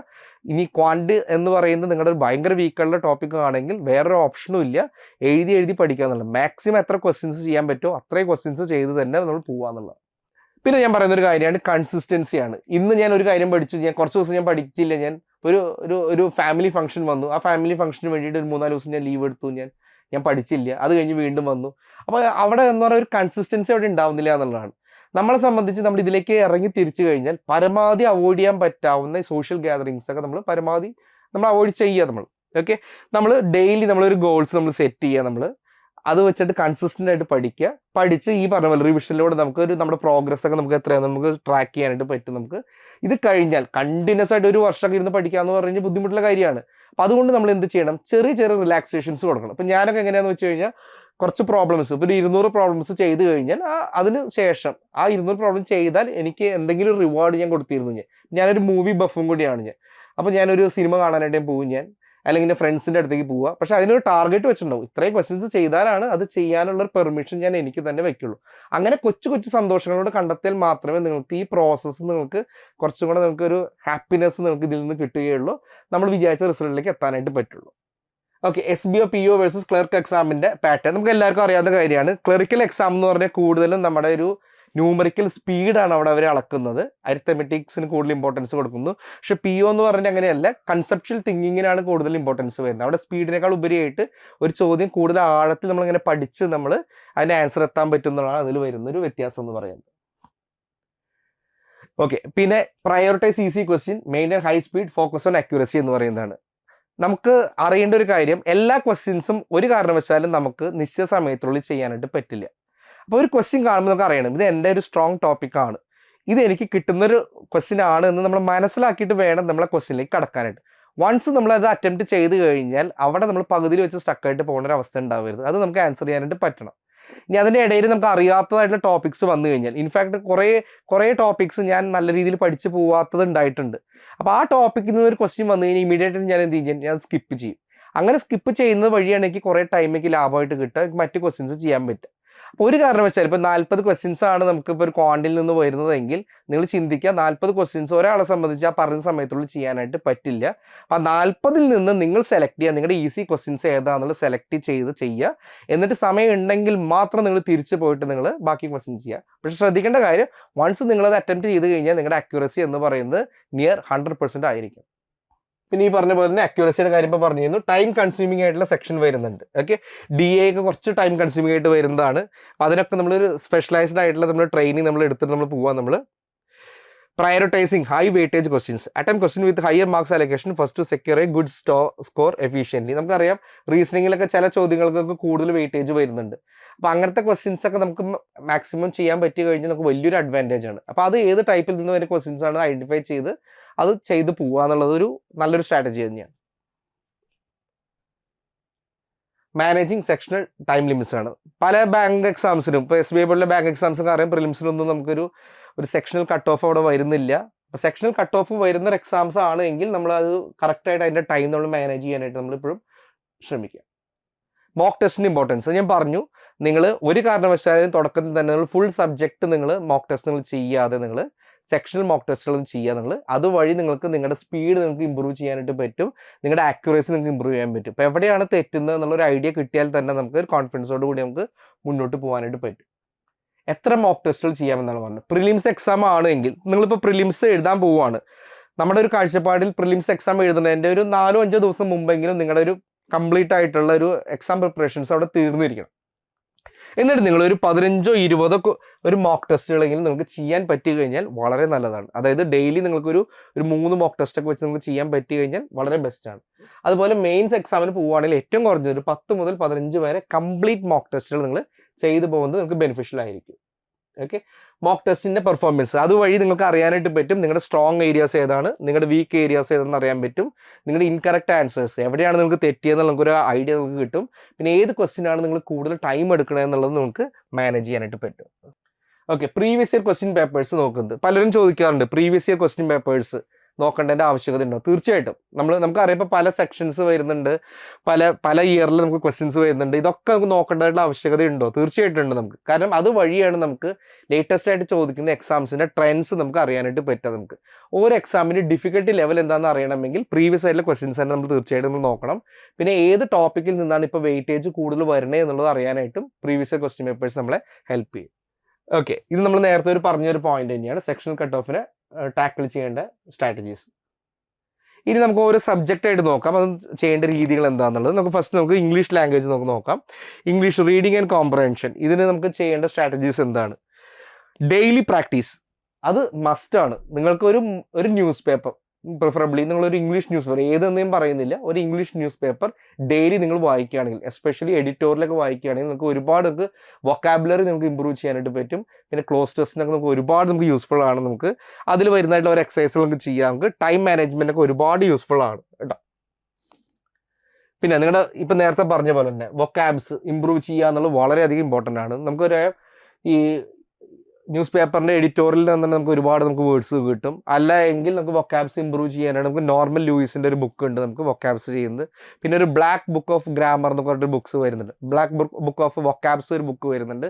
അതൊക്കെ വളരെ യൂസ്ഫുൾ ആയിട്ടുള്ള ബുക്സ് ആണ്. അതിൽ നിന്നൊക്കെ നമുക്ക് നമ്മുടെ വൊക്കാബ്സ് നമുക്ക് ഇമ്പ്രൂവ് ചെയ്യാനായിട്ട് പറ്റും. നമുക്ക് ഡെയിലി വേർഡ് ലേണിംഗ്, ഡെയിലി നമ്മളൊരു 10-15 വാക്കുകളെങ്കിൽ നമ്മൾ പുതിയ വാക്കുകൾ നമ്മൾ പഠിക്കാൻ ശ്രമിക്കുക. നമ്മൾ ഒരു നോട്ട് ബുക്ക് അതിന് വേണ്ടി പ്രിപ്പയർ ചെയ്യുക, ഡേറ്റ് എഴുതി വയ്ക്കുക, ഞാൻ ഇന്ന് പഠിച്ചതായിട്ടുള്ള വാക്കുകൾ എന്താണ് എഴുതി വയ്ക്കുക. ആ വാക്കുകൾ എന്ത് സെൻറ്റൻസിന് എന്ത് കോണ്ടാക്ട്സിൽ യൂസ് ചെയ്യാൻ പറ്റും എന്നുള്ളതും കൂടെ നിങ്ങൾ അതിനൊപ്പം തന്നെ അടിവരായിട്ട് എഴുതി വെച്ച് പോവുക. Okay, grammar and error detection. Grammar നമുക്ക് അറിയാവുന്ന കാര്യമാണ്, വളരെ ഈസി ആയിട്ടുള്ള കാര്യമാണ്. ഞാനിപ്പോൾ പഠിപ്പിച്ച സബ്ജക്ട്സിൽ എന്നെ സംബന്ധിച്ച് നമുക്ക് ഏറ്റവും ഈസി ആയിട്ട് പഠിക്കാൻ പറ്റാവുന്ന ഒരു സബ്ജക്റ്റും പഠിപ്പിക്കാൻ പറ്റാവുന്ന സബ്ജക്റ്റും ഇംഗ്ലീഷ് തന്നെയാണ്. പക്ഷെ തെറ്റായിട്ടുള്ള കുറേ കാര്യങ്ങൾ നമ്മുടെ തലയിൽ കയറ്റിയത് കൊണ്ട് നമുക്ക് പല കുട്ടികൾക്കും ഇംഗ്ലീഷ് എന്നുള്ള ബുദ്ധിമുട്ടുള്ള സബ്ജക്റ്റാണ്. നമുക്കറിയാം ഇംഗ്ലീഷ് എന്ന സബ്ജക്റ്റിന് ഇപ്പോൾ വെയിറ്റേജ് കൂടി വരികയാണ്. അപ്പോൾ ഗ്രാമർ റൂൾസ് അറിയാതെ നമുക്കൊരു രക്ഷയില്ല. എസ്പെഷ്യലി നമുക്ക് ഈ ആക്റ്റീവ് പാസീവ് വോയിസ് അല്ലെങ്കിൽ കോൺവേർഡ് ഇതൊക്കെ വളരെ ഇമ്പോർട്ടൻ്റ് ആയിട്ടുള്ള ടോപ്പിക്സ് ആണ്. അപ്പോൾ അതൊക്കെ നമ്മൾ ഈസി ആയിട്ട് നമ്മൾ പഠിച്ചു വയ്ക്കും. നേരത്തെ പറഞ്ഞ പോലെ തന്നെ പാര ജമ്പിൾസ്, ക്ലോസ് ടെസ്റ്റ് ഇതൊക്കെ ഡെയിലി നമ്മൾ പ്രാക്ടീസ് ചെയ്ത് പോവുക. ഓക്കെ, ഇനി നമുക്ക് കോണ്ട് പ്രിപ്പയർ ചെയ്യാനുള്ള നമുക്ക് സ്ട്രാറ്റജീസ് എന്താ നമുക്ക് നോക്കാം. ലേൺ ഷോർട്ട് കട്ട്സ് എല്ലാവരോടും മസ്റ്റായിട്ട് പറഞ്ഞ കാര്യമാണ്. വേദിക് മാത്സ് ട്രിക്സ് നിങ്ങൾ മസ്റ്റായിട്ട് നിങ്ങൾ പഠിച്ചു വയ്ക്കണം. കാരണം ഇപ്പം നമുക്കറിയാം പല യൂട്യൂബ് ചാനൽസ് നമുക്ക് പല ട്രിക്സും കാണാൻ പറ്റും. പല ചോദ്യങ്ങൾ നമുക്ക് ഈസി ആയിട്ട് കാൽക്കുലേഷൻസ്, നമുക്ക് അഡീഷൻസ്, മൾട്ടിപ്ലിക്കേഷൻസ് ഒക്കെ ഈസി ആയിട്ട് ചെയ്യണമെങ്കിൽ തീർച്ചയായിട്ടും നമുക്ക് വേദിക് മാത്സ് ഉപകാരപ്രദമാകും. അപ്പോൾ നമ്മളൊരു ചോദ്യം ചെയ്യുന്നതിൻ്റെ ഇടയിൽ തന്നെ ഒരു നമ്പറുമായിട്ടുള്ള ഒരു കണക്ഷൻ വന്നു കഴിഞ്ഞാൽ നമുക്കത് മനസ്സിലാവണം, ഇത് ഏത് വേദിക് മാത്സിൻ്റെ ട്രിക്കാണ്, എങ്ങനെയൊക്കെ ഈസി ആയിട്ട് ചെയ്യാൻ പറ്റുമെന്ന് മനസ്സിലാക്കണമെങ്കിൽ ആ ട്രിക്സ് മനസ്സിലാക്കുകയും അത് ഒരുപാട് തവണ നിങ്ങൾ പ്രാക്ടീസ് ചെയ്യുകയും നമുക്ക് വേണം. അതിനൊപ്പം തന്നെ നമ്മുടെ ബേസ് ആയിട്ടുള്ള കാര്യങ്ങൾ, നമ്മൾ സ്കൂൾ ലെവലിൽ പഠിച്ച ബേസ് ആയിട്ടുള്ള കാര്യങ്ങളൊക്കെ നമ്മൾ ഇടയ്ക്കിടയ്ക്ക് നമ്മളൊന്ന് റിവൈസ് ചെയ്ത് നമ്മൾ പോകണം നമ്മൾ. ഓക്കെ, ഈ പറഞ്ഞ പോലെ DI simplification, number series, arithmetic ഇതിന് നമ്മൾ നല്ലൊരു വെയിറ്റേജ് നമ്മൾ കൊടുക്കണം. ഓക്കെ, DA ക്വസ്റ്റ്യൻസ് എങ്ങനെയാണ് നമ്മൾ പ്രിപ്പയർ ചെയ്യേണ്ടതെന്നുള്ളത് അല്ലേ. ഗ്രാഫ്സ്, ടേബിൾസ് നമുക്കറിയാം പല type of charts, bar graphs അല്ലെങ്കിൽ പൈ ചാർട്ട്സ്, ലൈൻ ഗ്രാഫ്സ് ഇതൊക്കെ വരുന്നുണ്ട്. ഇതൊക്കെ നമ്മൾ ഡെയിലി നമ്മൾ പ്രാക്ടീസ് ചെയ്ത് പോകാൻ നമ്മൾ അതുവഴി നമുക്ക് നമ്മുടെ സ്പീഡ് നമുക്ക് ഇമ്പ്രൂവ് ചെയ്യാനായിട്ട് പറ്റും. പിന്നെ ഷോർട്ട് കട്ട്സ്, നിങ്ങൾ ചിന്തിക്കേണ്ട ഒരു കാര്യം എന്താ വെച്ചാൽ ഒരു കാരണവശാലും എല്ലാ ടൈപ്പ് ചോദ്യങ്ങൾക്കും അതിൻ്റെ ഉത്തരം കൃത്യമായിട്ട് നമുക്ക് കിട്ടണമെന്ന് ഒരു നിർബന്ധവും ഇല്ല. പല ചോദ്യങ്ങളുടെ ഉത്തരം നമുക്ക് ഓപ്ഷനിൽ നിന്ന് തന്നെ കിട്ടും. അപ്പം ഞാൻ യൂസ് ചെയ്യുന്ന ഒരു രീതി എന്താണെന്ന് വെച്ച് കഴിഞ്ഞാൽ ചോദ്യം നന്നായിട്ട് ഞാനൊന്ന് വായിക്കും, വായിച്ചതിന് ശേഷം ഏത് രീതിയിലൂടെ ആ ചോദ്യം ചെയ്യണം എന്നുള്ളത് എൻ്റെ മനസ്സിലേക്ക് ഞാൻ കൊണ്ടുവരും. എന്നിട്ട് ചോദ്യം ചെയ്യുന്നേക്കാൾ മുമ്പ് ഞാൻ ഓപ്ഷൻസ് കൂടെ ഒന്ന് വായിച്ചു നോക്കും. കാരണം ഓപ്ഷൻസിലത്തെ ആ നമ്പേഴ്സ് കാണുമ്പോൾ തന്നെ നമുക്ക് ചില കാര്യങ്ങൾ നമുക്ക് ചിലപ്പോൾ ഫുള്ളി കാൽക്കുലേഷൻസ് ചെയ്യാതെ തന്നെ നമുക്ക് ആൻസറിലേക്ക് എത്താനുള്ള വഴി നമുക്ക് തുറന്നു വരും. അപ്പോൾ അതാണ് പറഞ്ഞത് അപ്രോക്സിമേഷൻ ടെക്നിക്സ് നമുക്ക് അവിടെ യൂസ് ചെയ്യാം. വേദിക് മാത്സ് നേരത്തെ പറഞ്ഞിരുന്നു. എലിമിനേഷൻ മെത്തേഡ്സ്, ചില ഓപ്ഷൻസ് കാണുമ്പോൾ നമുക്ക് ഡയറക്റ്റ് അറിയാൻ പറ്റും ഇതും വരില്ല എന്നുള്ള അറിയാം. അങ്ങനെയാണെങ്കിൽ ബാക്കി രണ്ടിൽ ഏതെങ്കിലും നമുക്ക് ചൂസ് ചെയ്താൽ മതി. ഇതൊക്കെ നമുക്ക് യൂസ്ഫുൾ ആയിട്ട് ചെയ്യാൻ പറ്റാവുന്ന ടെക്നിക്സ് ആണ്. ഇനി നമുക്ക് റീസണിങ് നോക്കാം. നമുക്ക് റീസണിങ്ങിൽ നമുക്ക് പസിൽസ്, സീറ്റിംഗ് അറേഞ്ച്മെന്റ്, ഇതൊക്കെ വളരെ ഈസി ആയിട്ട് ചെയ്യാൻ പറ്റാവുന്ന ടോപ്പിക്സ് ആണ്, നല്ലൊരു ടോപ്പിക്സ് ആണ്. ഓക്കെ, ചില പസിൽസ് ഒക്കെ ഭയങ്കര കോംപ്ലക്സ് ആയിട്ട് മാറാറുണ്ട്. പക്ഷെ അതൊക്കെ പ്രാക്ടീസിലൂടെ മാത്രമേ നമുക്ക് അതൊന്ന് കവർ ചെയ്ത് എടുക്കാനായിട്ട് പറ്റുള്ളൂ. ഡെയിലി നമ്മളൊരു 3-4 പസിൽസ്, അതും നല്ലൊരു മൂഡിലുള്ള സമയത്ത് മാത്രം ചെയ്യുക. 3 to 4 പസിൽസ് ഡെയിലി നമ്മളൊന്ന് പ്രാക്ടീസ് ചെയ്ത് നമ്മൾ പോവാ നമ്മൾ. ഓക്കെ, ആ ലോജിക്ക് മനസ്സിലാക്കി നമ്മൾ പഠിക്കുക. നമ്മൾ പിന്നെ എപ്പോഴും പറയുന്ന പോലെ കൺസിസ്റ്റന്റ് ആയിട്ട് പ്രാക്ടീസ് ചെയ്യുക. മോക്ക് ടെസ്റ്റ് വളരെ ഇമ്പോർട്ടൻ്റ് ആണ്. സെക്ഷണൽ മോക്ക് ടെസ്റ്റുകൾ എപ്പോഴും ചെയ്തു പോകും. ഓക്കെ, സീലജിസം, ഇൻഇക്വാലിറ്റീസ് ഒക്കെ പഠിക്കാനുണ്ട്. Use when diagrams. ഞാൻ നേരത്തെ സൂചിപ്പിച്ച പോലെ തന്നെ വെൻ ഡയഗ്രാം മെത്തേഡ് തന്നെ യൂസ് ചെയ്യുക. പലരും കാണാപ്പാടം പഠിച്ചുള്ള മെത്തേഡ്സ് യൂസ് ചെയ്യുന്നത്, അത് വേണ്ട. വെൻ ഡയഗ്രാം മെത്തേഡ് യൂസ് ചെയ്യുക. കുറച്ചും കൂടെ ആക്യുറസി കൂടുതലാണ്. ഷോർട്ട് കട്ട്സ് പ്രാക്ടീസ് ചെയ്യുക. റെഗുലർ ആയിട്ട് നമുക്ക് എവിടെയാണ് നമുക്ക് തെറ്റ് പറ്റുന്നത് എന്നുള്ളത് കൂടെ നമ്മളൊന്ന് റിവ്യൂ ചെയ്ത് നമ്മൾ പോകാം. Okay, time management for reasoning questions. എപ്പോഴും നമ്മൾ സിമ്പിൾ ആയിട്ടുള്ള ക്വസ്റ്റ്യൻസ് നമ്മൾ സ്റ്റാർട്ട് ചെയ്യുക. നമ്മളിപ്പോൾ കോഡിംഗ് ഡീകോഡിംഗ് ഒക്കെ നമുക്കറിയാം, വളരെ ഈസി ആയിട്ടുള്ള ഭാഗങ്ങളാണ്. അപ്പോൾ അതിൽ നിന്നൊക്കെ ഒരു ക്വസ്റ്റ്യൻ വന്നു കഴിഞ്ഞാൽ ഒരു കാരണവശാലും മാർക്ക് നമ്മൾ കളയാനായിട്ട് പാടില്ല. കാരണം പസിൽ ക്വസ്റ്റ്യൻസ് ഒക്കെ ചിലപ്പോൾ എല്ലാവർക്കും കിട്ടണമെന്ന് നിർബന്ധമില്ല. അപ്പോൾ ഈസി ക്വസ്റ്റ്യൻസ് മസ്റ്റ് ആയിട്ട് ചെയ്യുകയും ഡിഫിക്കൽട്ട് ആയിട്ടുള്ള ക്വസ്റ്റ്യൻസിൽ നിന്ന് ഏതെങ്കിലും ക്വസ്റ്റ്യൻസ് നമ്മൾ ആൻസർ ചെയ്യുകയും ചെയ്യുമ്പോഴാണ് നമ്മുടെ ഒരു റാങ്ക് ടോപ്പിലേക്ക് വരുന്നത് കേട്ടോ. മൊമെന്റം ബിൽഡ് ചെയ്യുക, ഈസി മോഡറേറ്റ് ആ ലെവലിലേക്ക് നമ്മൾ ചെയ്ത് പോവുക. കോംപ്ലക്സ് ക്വസ്റ്റ്യൻസ് ഒക്കെ ഉണ്ടെങ്കിൽ അത് അവസാനത്തേക്ക് വെക്കുക. ആ ഒരു ടോപ്പിക്ക് നിങ്ങൾക്ക് കോൺഫിഡൻസ് ഉണ്ടെങ്കിൽ മാത്രം നിങ്ങൾ അറ്റൻഡ് ചെയ്യുക. അല്ലെങ്കിൽ സ്കിപ്പ് ചെയ്ത് പോകാനുള്ള ഒരു സ്ട്രാറ്റജി നിങ്ങളവിടെ അപ്ലൈ ചെയ്യുക. ജനറൽ അവയർനെസ്, ഈ പറഞ്ഞ പോലെ ഡെയിലി കറണ്ട് അഫയേഴ്സ്. നിങ്ങൾ കഴിഞ്ഞ ഒരു 6 മാസത്തെ കറണ്ട് അഫയേഴ്സ് ഒക്കെ നല്ല രീതിയിൽ തന്നെ പഠിച്ചു പോവുക. ഓൺലൈൻ ടെസ്റ്റുകളാണ്, അപ്പോൾ അതുകൊണ്ട് തന്നെ റീസെൻ്റ് ആയിട്ടുള്ള കറണ്ട് അഫയേഴ്സ് വരാനുള്ള നല്ല സാധ്യതയുണ്ട്. 6 months കറണ്ട് അഫയേഴ്സ് പഠിക്കുക. ലേറ്റസ്റ്റ് അവസാനത്തെ 3 മാസത്തെ കറണ്ട് അഫയേഴ്സിന് കൂടുതൽ ഇമ്പോർട്ടൻസ് കൊടുക്കുക. പിന്നെ ഒരു ലേറ്റസ്റ്റ് 1 monthലെ കറണ്ട് അഫയേഴ്സിന് കൂടുതൽ ഇമ്പോർട്ടൻസും കൊടുക്കാൻ പറ്റും കേട്ടോ. അപ്പോൾ അതൊക്കെ നോക്കി പോവുക. സ്റ്റാറ്റിക് ജി കെക്ക് ഒരുപാട് ബുക്സും ഒരുപാട് മെറ്റീരിയൽസും ഉണ്ട്, അത് വായിച്ചു പോവുക. Monthly capsules. പിന്നെ ഞാൻ പറയുന്ന കാര്യം, ഡെയിലി നിങ്ങൾ ജി കെക്ക് വേണ്ടിയിട്ട് ഒരു കറണ്ട് അഫയേഴ്സിന് വേണ്ടിയിട്ട് ഒരു നോട്ട് ബുക്ക് നിങ്ങൾ മെയിൻറ്റെയിൻ ചെയ്ത് പോവുക. അത് കഴിഞ്ഞാൽ നമുക്ക് ഒരുപാട് സൈറ്റ്സ് ഉണ്ട്. ആ സൈറ്റ്സിൽ മന്ത്ലി കറണ്ട് അഫയേഴ്സ് എന്ന് പറഞ്ഞാൽ കിട്ടുന്നുണ്ട്. അപ്പം നിങ്ങൾ ഇവിടെ എഴുതി വെച്ചിരിക്കുന്ന ഈ നോട്ട്സും ഈ മന്ത്ലി കറണ്ട് അഫയേഴ്സും തമ്മിൽ നിങ്ങളൊന്ന് കമ്പയർ ചെയ്യുക. നിങ്ങൾ എഴുതാത്തതായിട്ടുള്ള എന്തെങ്കിലും പോയിന്റ്സ് അതിലുണ്ട് എങ്കിൽ അതും കൂടെ നിങ്ങളുടെ നോട്ടിലേക്ക് നിങ്ങൾ രേഖപ്പെടുത്തി പോകും കേട്ടോ. ഡെയിലി 30 തൊട്ട് 45 മിനിറ്റ് വരെ നമ്മൾ കറണ്ട് അഫയേഴ്സിന് വേണ്ടിയിട്ട് നമ്മൾ മാറ്റിവെക്കാം. ഞാൻ നേരത്തെ പറഞ്ഞ പോലെ കഴിഞ്ഞ ഒരു 6 മാസത്തെ കറണ്ട് അഫയേഴ്സ് മസ്റ്റായിട്ട് നമ്മൾ പഠിച്ചു പോകേണ്ടതാണ്. പിന്നെ ബാങ്കിങ് ആൻഡ് ഫിനാൻഷ്യൽ ടോപ്പിക്. നമുക്കറിയാം മെയിൻസ് എക്സാംസ് ഒക്കെ വരുമ്പോൾ നമുക്ക് economics, banking terms, financial terms ഒക്കെ സ്ഥിരമായിട്ട് ചോദിക്കുന്നത്. ഇപ്പോൾ CRR റേറ്റ് എത്രയാണ്, SLR റേറ്റ് എത്രയാണ്, ഇതൊക്കെ സ്ഥിരമായിട്ട് ചോദിക്കും. പിന്നെ റീസെൻ്റ് ആയിട്ട് നടന്നില്ല, ഇപ്പോൾ ബഡ്ജറ്റൊക്കെ വരികയാണെങ്കിൽ, ഇപ്പോൾ ബഡ്ജറ്റിൻ്റെ സമയത്താണ് എക്സാംസ് വരുന്നതെങ്കിൽ ബഡ്ജറ്റിൻ്റെ ഫിസിക്കൽ പോളിസീസ് എന്താണ്, ഇങ്ങനെ ഇമ്പോർട്ടൻ്റ് ആയിട്ടുള്ള കാര്യങ്ങളൊക്കെ RBI പോളിസീസും ഈ കാര്യങ്ങളൊക്കെ ചോദിക്കും. ഗവൺമെൻറ് സ്കീംസ്, ഇതൊക്കെ നമ്മളൊരു നോട്ട് പോലെ എഴുതി വെച്ച് നമ്മൾ കറക്റ്റായിട്ട് നമ്മൾ പഠിച്ചു പോവുക. കറണ്ട് അഫയേഴ്സിന് ഞാൻ കൃത്യമായിട്ട് പറഞ്ഞു തന്നു, എങ്ങനെയാണ് ഏത് സമയം എടുത്ത് പഠിക്കണം എന്നുള്ളത് ഞാൻ പറഞ്ഞു തന്നു. ഓക്കെ, ഇനി ജനറൽ അവയർനെസ്സിന് നമുക്ക് യൂസ് ചെയ്യാൻ പറ്റാവുന്ന കുറച്ച് ബുക്സ് അല്ലെങ്കിൽ കുറച്ച് ജേർണൽസ് ആണ്. ഹിന്ദു നമുക്ക് റെഫർ ചെയ്യാവുന്നതാണ്. അതേപോലെ FIS ക്ലൗഡ് എന്ന് പറഞ്ഞിട്ടുള്ള പ്ലാറ്റ്ഫോം ഉണ്ട് നമുക്ക്. പിന്നെ ബാങ്കേഴ്സ് അഡ എന്നുള്ളൊരു പ്ലാറ്റ്ഫോം ഉണ്ട്. ഇതൊക്കെ വളരെ യൂസ്ഫുൾ ആയിട്ടുള്ള പ്ലാറ്റ്ഫോംസ് ആണ്. ഇതിൽ നിന്നൊക്കെ നമുക്ക് ഒരുപാട് നമുക്ക് ജനറൽ അവയർനെസ് മെറ്റീരിയൽസും കറണ്ട് അഫയേഴ്സൊക്കെ നമുക്ക് ലഭിക്കുന്നതാണ്. കമ്പ്യൂട്ടർ അവയർനെസ് ടോപ്പിക്സ് ഞാൻ ചെയ്തിരുന്ന രീതി എന്താണെന്ന് വെച്ച് കഴിഞ്ഞാൽ, മുൻ വർഷത്തെ ചോദ്യ പേപ്പറുകളുടെ ഏതെങ്കിലും ഒരു ബുക്ക് ഞാൻ വാങ്ങിയിരുന്നു. കിരൺ പബ്ലിക്കേഷൻ്റെ ഒരു നല്ല ബുക്കാണ്. അവരുടെയൊക്കെ മുൻ വർഷങ്ങളിൽ ബാങ്കിങ്ങിൽ ചോദിച്ചിരുന്ന കമ്പ്യൂട്ടർ അവയർനെസ്സിൻ്റെ ക്വസ്റ്റ്യൻസ് ഏതാണ്. സെക്ഷൻ വൈസ് തന്നെ വേണമെന്ന് നിർബന്ധമില്ല. അങ്ങനത്തെ ബേസിക് ആയിട്ടുള്ള ക്വസ്റ്റ്യൻസ് ആണ് അതിൽ നിന്ന് വരുന്നത്. അപ്പോൾ അങ്ങനെ ഏതെങ്കിലും ഒരു ബുക്ക് നിങ്ങൾ വാങ്ങി വെക്കുകയാണെങ്കിൽ ആ മുൻ വർഷത്തെ ക്വസ്റ്റ്യൻസ് നിങ്ങൾ ചെയ്ത് പോയാൽ തന്നെ നിങ്ങൾക്ക് ഒരുപാട് ഹെൽപ്ഫുൾ ആയിരിക്കും. ചോദിക്കുന്ന ചോദ്യങ്ങൾ മെയിൻലി ഫോക്കസ് ചെയ്യുന്നത് നമ്മുടെ MS ഓഫീസ്, ഇൻ്റർനെറ്റിലെ ബേസിക്സ്, അതേപോലെ നെറ്റ്വർക്കിംഗ്, കീബോർഡിലെ ഷോർട്ട് കട്ട്സ്, ഇങ്ങനത്തെ കാര്യങ്ങളാണ് ചോദിച്ചു പോകുന്നത്. ബേസിക് കമ്പ്യൂട്ടർ ക്വസ്റ്റ്യൻസ് ഈ പറഞ്ഞ പോലെ നമുക്ക് ഒരുപാട് ബുക്സ് നമുക്ക് അവൈലബിൾ ആണ്. നമുക്ക് ഓൺലൈൻ മെറ്റീരിയൽസ് അവൈലബിൾ ആണ്. എല്ലാം കൂടെ വാരി വെച്ച് പഠിക്കേണ്ട കാര്യമില്ല. ഏതെങ്കിലും ഒന്ന് സ്റ്റിക്ക് ഓൺ ചെയ്യുക. ഒന്നെങ്കിൽ ഏതെങ്കിലും ഒരു ഓൺലൈൻ ആയിട്ടുള്ള പ്ലാറ്റ്ഫോമിൽ നമ്മൾ ചെയ്യുക, അല്ലെങ്കിൽ ഏതെങ്കിലും ഒരു ബുക്ക് നമ്മൾ വാങ്ങിയിട്ട് ആ ബുക്ക് മാത്രം നമ്മൾ ഫോളോ ചെയ്യുക. ഓക്കെ, ഇനി നമുക്ക് എങ്ങനെയാണ് മോക്ക് ടെസ്റ്റുകൾ എങ്ങനെ ചെയ്യാം, അതിൻ്റെ സ്ട്രാറ്റജീസ് എങ്ങനെയാണെന്ന് നമുക്കൊന്ന് നോക്കാം. നമുക്ക് മോക്ക് ടെസ്റ്റിലൂടെ നമ്മൾ എപ്പോഴും ഞാൻ പറയുന്ന കാര്യമാണ് നമ്മുടെ വീക്ക് ഏരിയാസ് എന്നുള്ളത്. വീക്ക് ഏരിയാസ് നമ്മൾ ഡെവലപ്പ് ചെയ്യാൻ വേണ്ടിയിട്ടാണ് നമ്മൾ മോക്ക് ടെസ്റ്റുകൾ നമ്മൾ ചെയ്യണത്. അതിലൂടെ നമ്മുടെ സ്ട്രെങ്ത്തുകൾ നമ്മൾ മനസ്സിലാക്കി എടുക്കുക. ഓക്കെ, ഏത് സെക്ഷന് എത്ര സമയം കൊടുക്കണം എന്നുള്ളത് നമുക്ക് നമ്മുടെ മോക്ക് ടെസ്റ്റിലൂടെയാണ് നമുക്ക് കൃത്യമായിട്ട് നമുക്ക് അറിയാൻ പറ്റും. നമുക്ക് പിന്നെ അത് നമുക്കൊരു കോൺഫിഡൻസ് തരും എന്നുള്ളതാണ് അല്ലേ. നമുക്ക് അറിയാൻ പറ്റും സ്ഥിരമായിട്ട് നമ്മൾ പഠിച്ച ചോദ്യങ്ങൾ തന്നെയാണ് ഈ മോക്ക് ടെസ്റ്റിൽ വരണമെങ്കിൽ നമ്മുടെ പഠനം കറക്റ്റ് ആണ് എന്ന് മനസ്സിലാക്കുക. അല്ല എങ്കിൽ തിരിച്ച് നമ്മൾ മെയിൻ ആയിട്ടുള്ള ടോപ്പിക്കിലേക്ക് നമ്മൾ പോവുക, ആ ഭാഗം നമ്മൾ കൂടുതൽ നമ്മൾ ഫോക്കസ് ചെയ്ത് പഠിക്കുക നമ്മൾ കേട്ടോ.